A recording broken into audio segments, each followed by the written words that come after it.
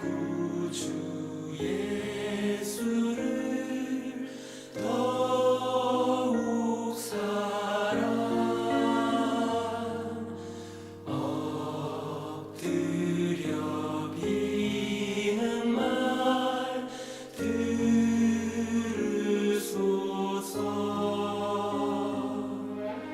내 진정 소원이 내 구주 예수를 더욱 사랑 더욱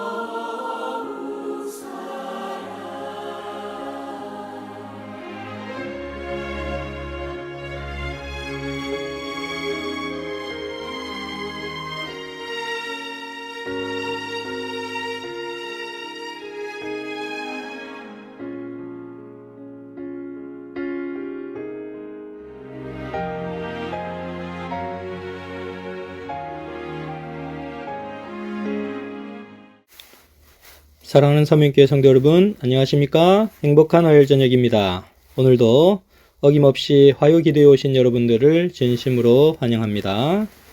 저는 지난 일요일부터 오늘까지 2박 3일 일정으로 영남합회 전반기 목회자 협의회에 참여하고 왔습니다. 하나님의 무궁한 은혜를 생각하며 더욱더 주님의 사업을 위해 헌신을 다짐하는 그런 계기가 되었습니다. 오늘은 창세기 4장의 내용을 살펴보고자 합니다. 창세기 4장에는 여러분들이 잘 아시는 가인과 아벨의 이야기가 나옵니다. 가인과 아벨의 이야기는 오늘 우리들의 삶과 예배가 어디를 향하고 있어야 하는지를 분명하게 보여줍니다. 가인이 태어났을 때 아담과 하와는 정말 기뻐하였을 것입니다. 왜냐하면 그들은 창세기 3장 15절에서 약속하신 여자의 후손에 대한 기대감을 갖고 살아왔을 것이기 때문입니다. 혹시 내 아이에게서 여자의 후손이 태어나지 않을까?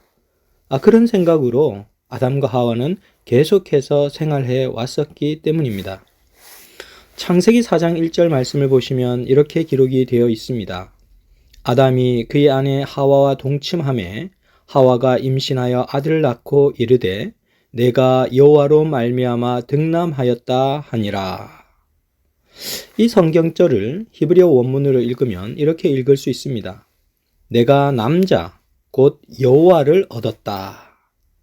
아담과 하와가 가인을 품에 안고 이 아이가 약속된 메시아가 아닐까라는 생각을 가지며 그들은 그 아이의 이름을 가인이라고 지었습니다. 그 뜻은 얻었다라는 뜻입니다.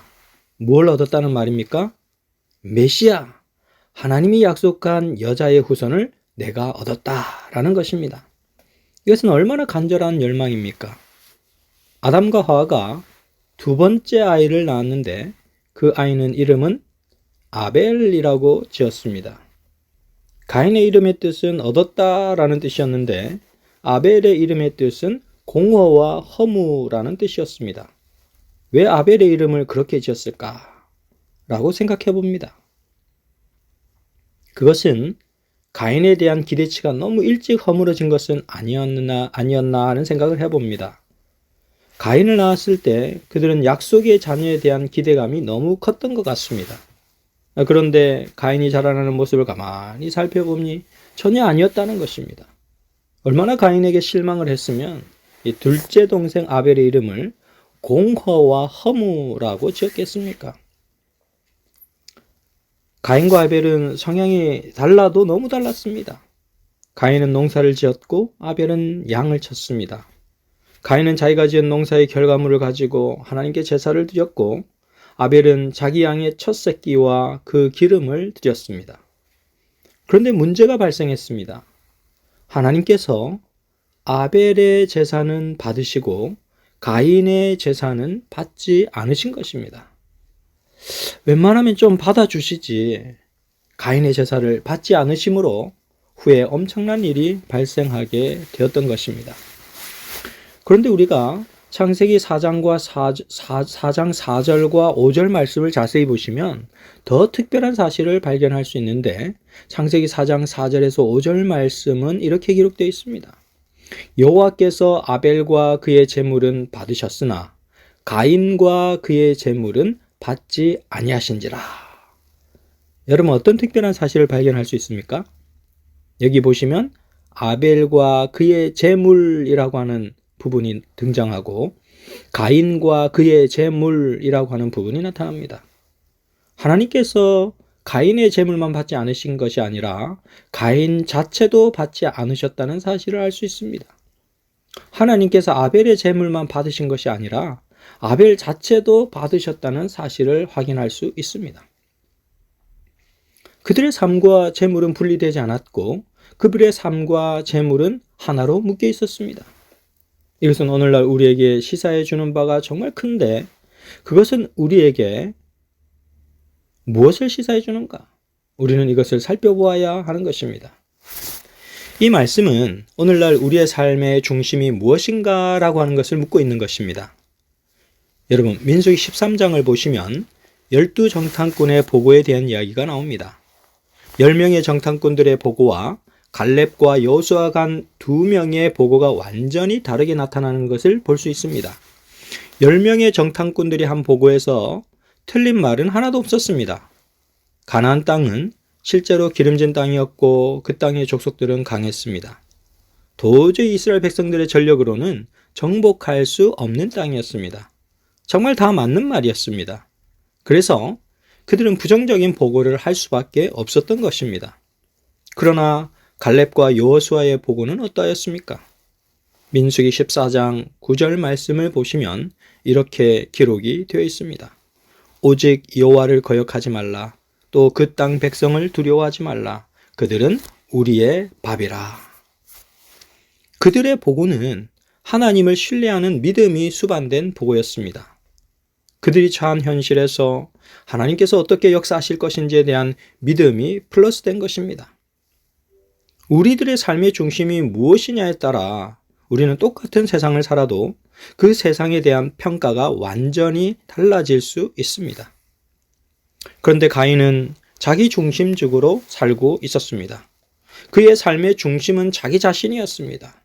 자기 자신이 왕노릇하는 인생을 살고 있었습니다. 그래서 부조와 선지자 71페이지에는 이렇게 기록되어 있습니다. 가인은 자기 의존의 길을 택하였다라고 기록합니다. 그는 보혈의 공로를 의지하지 않았고 자기 자신이 생각하기에 옳은 길을 선택하고 살았습니다. 삶의 방향이 하나님을 향해 있지 않고 하나님이 원하시는 대로 살지도 않는데 하나님께서 그의 제사와 그의 삶을 받으실 리가 없는 것입니다. 어떻게 하나님께서 그러한 사람의 삶을 받으시겠습니까? 사랑하는 성도 여러분, 제가 하는 말을 잠시 따라해 보시겠습니까? 삶이 예배요, 예배가 삶이다. 가인과 아벨에게 있어서 그들의 삶과 그들의 재물을 분리할 수 없었듯이 우리의 삶과 우리의 예배도 분리될 수 없습니다. 오늘 여러분들이 살아가는 삶 자체가 바로 하나님께 드리는 예배라는 사실을 꼭 기억하게 되시기를 간절히 바랍니다. 우리가 만약 하나님 중심의 삶을 살지 않으면 우리의 삶은 걷잡을 수 없이 황폐하게 됩니다. 그것이 바로 가인의 삶이었습니다. 하나님께서 그의 제사를 받지 않으시자 가인은 그의 안색이 180도로 완전히 바뀌어 버렸습니다. 그리고 그는 하나님께 따져 물었습니다. 왜 동생 아벨의 제사는 받고 자신의 제사는 받지 않으시냐고, 왜 하나님은 차별하시냐고. 그런데 여러분, 하나님 중심으로 살지 않는 사람은 다른 사람으로부터 인정을 받고 싶어 합니다. 다른 사람의 인정이 없으면 너무나 괴로워하고 고통스러운 삶을 살아가게 됩니다. 왜 모든 사람들이 자기 자신을 그렇게 우습게 생각하느냐고 생각하는 것입니다. 그러나 아무도 자기 자신을 우습게 생각하지 않습니다. 그것은 그 사람 안에 하나님의 공간이 채워지지 않았기 때문입니다. 우리의 마음속에 하나님의 사랑으로 가득 채워지지 않으면 우리는 우리 자신을 낮게 평가하게 되어 있습니다. 자신의 내면의 공간이 하나님의 사랑으로 가득 채워진 사람들은 다른 사람들의 칭찬이나 인정받는 일에 집착하지 않습니다. 그러나 하나님 중심으로 살지 않는 사람들은 끊임없이 다른 사람의 칭찬과 인정에 목말라 있는 것입니다. 가인의 삶이 그랬습니다. 결국 가인이 하나님의 인정을 받지 못하자 그는 동생을 살해하는 끔찍한 일을 벌이게 되었던 것입니다. 성경은 우리에게 선과 악의 결과를 분명하게 보여주고 있습니다. 하나님은 범죄한 가인에게 그 죄의 결과가 무엇이 될 것인지를 분명하게 보여주셨습니다. 창세기 4장 11절에서 12절 말씀입니다. 땅이 그 입을 벌려 내 손에서부터 내 아우의 피를 받았은즉 내가 땅에서 저주를 받으리니 내가 밭을 갈아도 땅이 다시는 그 효력을 내게 주지 아니할 것이요 너는 땅에서 피하며 유리하는 자가 되리라. 가인은 땅으로부터 두 가지 저주를 받았습니다. 첫 번째 저주는 밭을 갈아도 소득이 없을 것이라는 사실이었습니다. 아담은 그래도 열심히 땀을 흘려 밭을 갈면 그 일한 소득을 거둘 수가 있었습니다. 그러나 가인의 범죄로 인하여 죄가 가중되자 땀을 흘려도 열매가 없는 시대가 와버린 것입니다. 노력의 결실을 결코 얻지 못하는 헛수고의 시대가 열려지게 된 것입니다. 사랑하는 성도 여러분, 금액이 적든 많든 여러분들이 일한 대가를 받을 수 있는 것에 대하여 감사하시기 바랍니다. 내가 정말 힘들고 어렵고 정말 고통스러운 시간을 살아가지만 그래도 여전히 내가 일한 보수만큼의 금액을 받고 하나님의 은혜로 이 시대를 살아갈 수 있는 것에 대하여 감사하는 여러분과 제가 되시기를 간절히 바랍니다. 가인에게 임한 두 번째 저주는 땅에서 방황하며 떠도는 인생이 될 것이라는 사실입니다. 사람의 마음이 가장 안전하고 편안하게 되는 때는 여러분 언제인지 아십니까? 그것은 하나님 안에 있을 때입니다. 하나님을 떠난 인생이 어디서 안정을 찾겠습니까? 그저 이 땅에서 떠돌며 방황하며 살아가는 것입니다. 가인의 인생이 이 땅에서 떠돌며 방황하는 인생이 되었다고 하는 것인데 사실 가인에게는 더 큰 어려움이 생겼습니다. 그게 무엇인지 아십니까? 창세기 4장 14절 말씀을 보시면 가장 어려운 지경에 빠진 가인의 모습을 우리는 확인해 볼 수가 있습니다. 창세기 4장 14절 말씀입니다.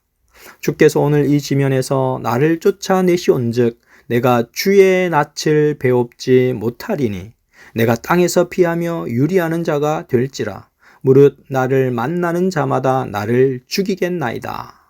여기 두 가지 부분이 나오는데 내가 주의 낯을 배웁지 못하리라 라고 하는 부분과 무릇 나를 만나는 자마다 나를 죽이겠나이다 라고 하는 부분입니다. 가인은 하나님의 얼굴을 보지 못하는 자가 되었습니다. 더더군다나 그는 자기를 만나는 자마다 자신을 죽일 것이라는 생각 속에 빠져 있었던 것입니다.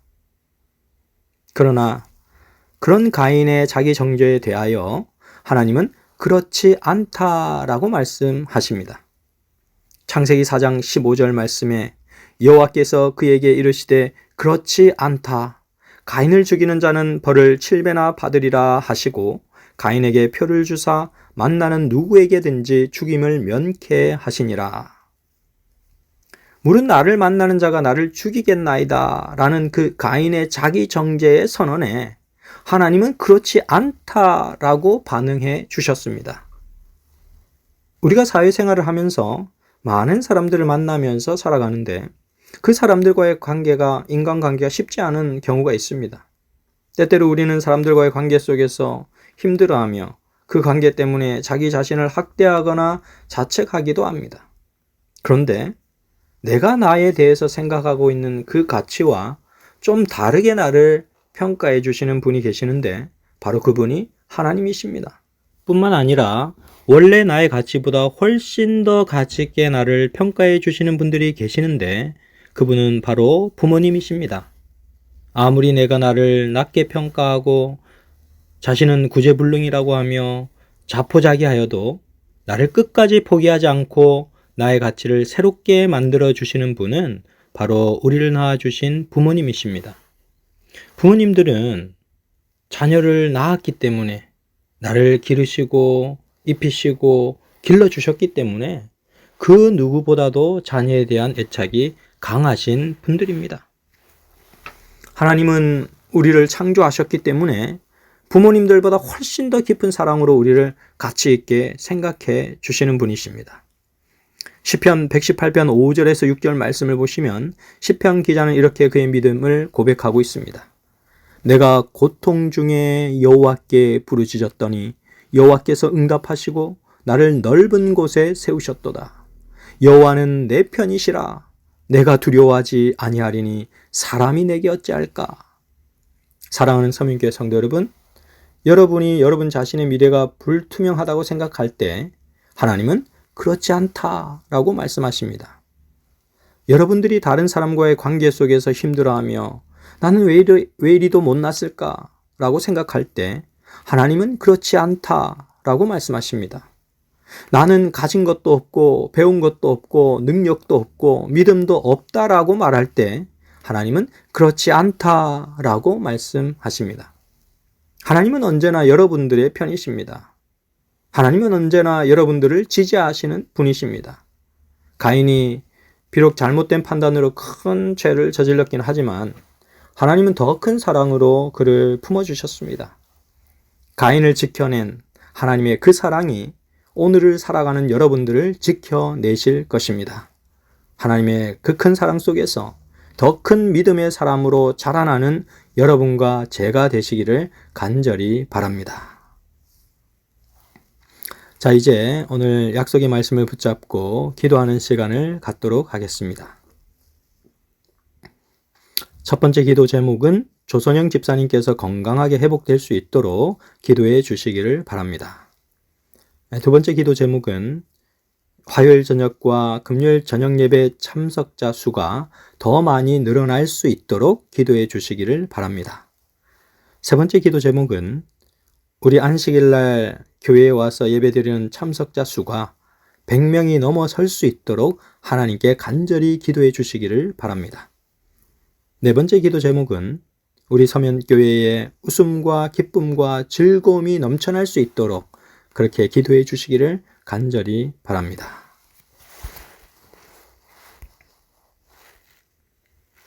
이제 마치는 기도를 드리도록 하겠습니다. 다 같이 머리 숙여 기도하겠습니다.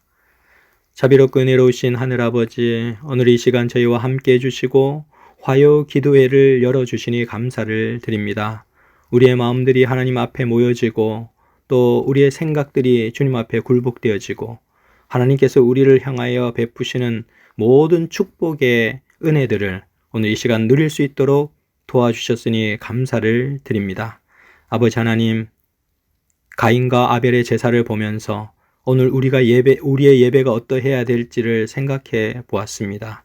아버지 하나님, 우리가 드리는 예배가 신령과 진정으로 드리는 예배가 될 수 있도록 인도하여 주시고 우리의 예배의 중심이 하나님과의 언약 속에 있도록 도와주시옵소서.